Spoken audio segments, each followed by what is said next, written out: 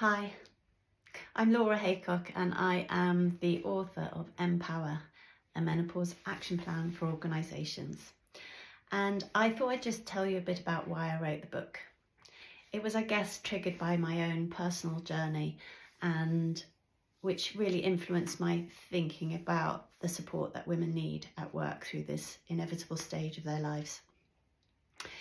When I was younger, like many people, I had absolutely no idea about what menopause really was. I had no idea about the impact it would have on me at home in my personal life, but also critically at work. So I had no idea about how to prepare for that, no idea about how to plan for it, the impact it would have on my career, and I didn't know what help I could ask for when that time arrived. When it did happen, I just didn't feel I could speak about it at work.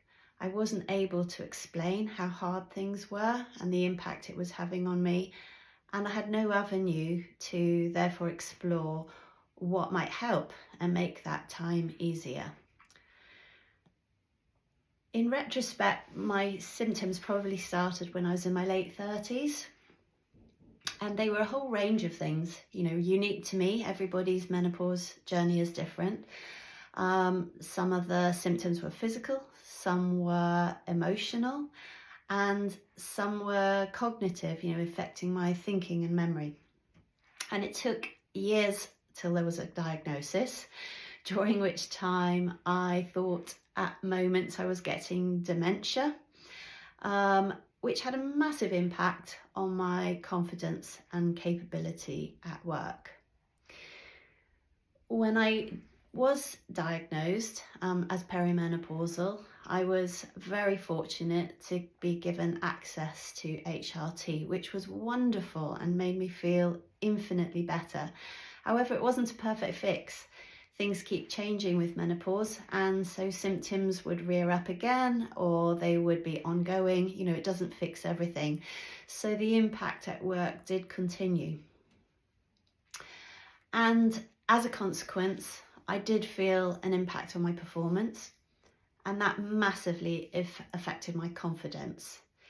And that loss of confidence only further exacerbated the problems I was experiencing.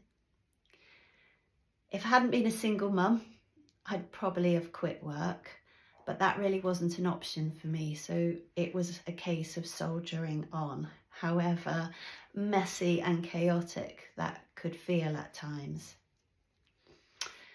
But now I'm 55.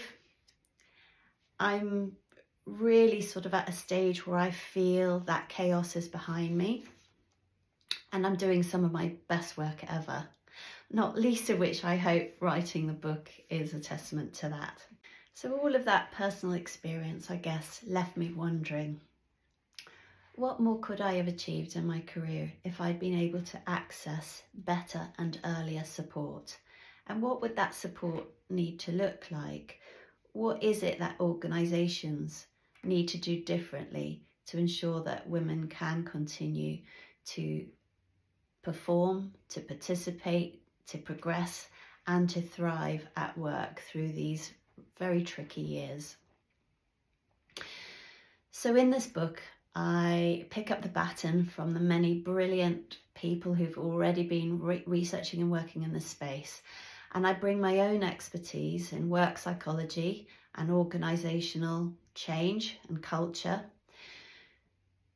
to think about what is it that women need to feel empowered and capable at work. What will ensure that every woman and their employer feels better prepared than I did at that stage? However, this isn't about fixing women. It isn't about making sure women can just be in themselves, more confident, more capable. This book is a book for employers. It's about helping employers understand the strategic value of taking action on menopause, helping them recognise the role that they can play, giving them a practical roadmap with actions that will make a difference, and basically giving them the tools to ensure that women can really be their best through their whole career and don't just step back or give up when they reach their menopausal years. My own menopause journey and every woman's menopause journey is unique to them. But whatever the challenges that women have ahead of them, I hope that this book makes a difference in helping them to continue to contribute and to thrive at work.